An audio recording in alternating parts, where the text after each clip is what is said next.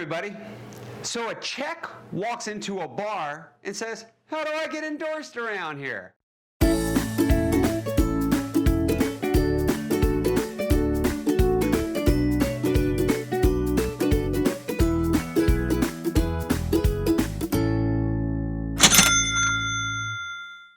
All right, so we're going to be talking about checks and endorsements.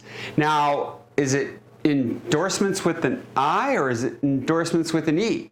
Well, the truth is either one can be accepted. If you look at the ECHO rules, endorsements with an E or with an I can be accepted.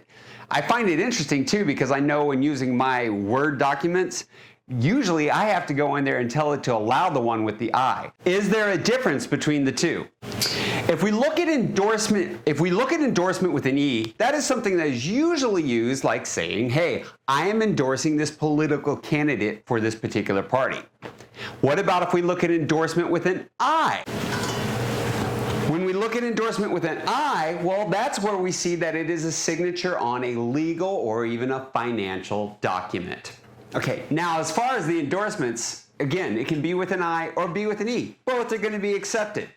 But what are the different types of endorsements? And that's where we have the check walking into the bar, or really the check goes to the bars. Bars is just an easy way to be able to remember the different types of endorsements. There's a blank, there's an anomalous, there's restrictive, and there's special. What's the difference between them?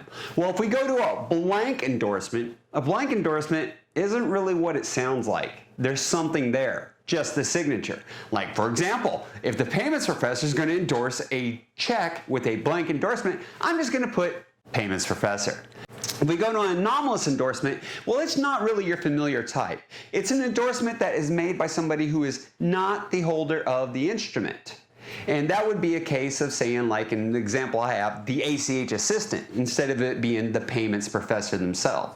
And then we go on to a restrictive endorsement. Now, a restrictive endorsement, in my professional and personal opinion, is the best endorsement. In fact, it's the one I most commonly recommend, and it's the one that I see recommended the most when it comes to controlling risk. What it does is a restrictive endorsement imposes restrictions. It really gives control to the party to whom it's been endorsed to.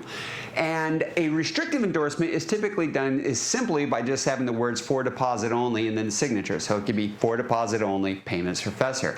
Now, restrictive endorsements can have more. It does depend on your financial institution. It's not uncommon when I'm using, say, mobile remote deposit to see something like the requirement be "for deposit only" to the name of my financial institution, or possibly to the name of the service that I'm using, and then to have the signature of the payments professor. And then finally, that takes us to the special endorsement. The special endorsement is going to be an endorsement that is, in addition to the payee signature, it's also going to have the signature of the party to whom the rights are being transferred.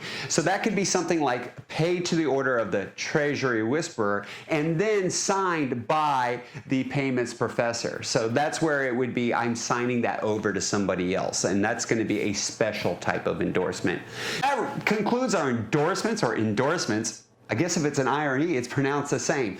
However, this was a video that was made at the request of one of you out there. If there are any additional videos you'd like to see made, why don't you just put them in the comments, or you can send me the email, kevin@paymentsprofessor.com, or you can also just send me a message. I enjoy reading your messages and your emails. Look forward to seeing you in future videos. Thank you.